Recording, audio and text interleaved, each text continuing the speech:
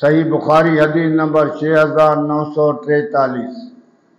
اللہ کا رسول صلی اللہ علیہ وسلم بیت اللہ کے سائے میں بیٹھا ہوا تھا تو کچھ صحابہ کرام آئے، عرض کیا کہ اللہ کے رسول ہمارے لیے آپ دعا کیوں نہیں کرتے ہیں اللہ تعالیٰ سے، ہم اتنی تکلیفوں میں زندگی بسر کر رہے ہیں۔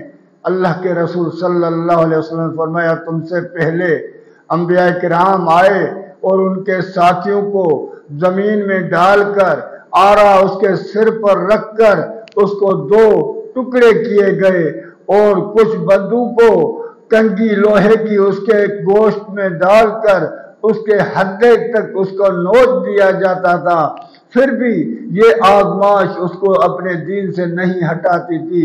قسم اللہ کی جس کے ہاتھ میں محمد صلی اللہ علیہ وسلم کی جان ہے، یہ دین غالب ہو کر رہے گا۔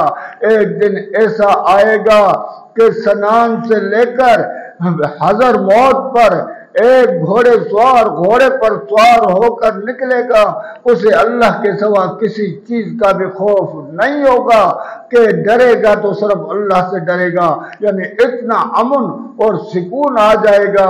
اس کا مقصد کہ اسلام اور کلمے کا مقصد یہی ہے کہ اس زمینی پر عدل، انصاف اور امن آ جائے۔ جب تک علم نہیں آئے گا تو اسلام ادھورا ہو جائے گا اور کلمہ ادھورا ہو جائے گا۔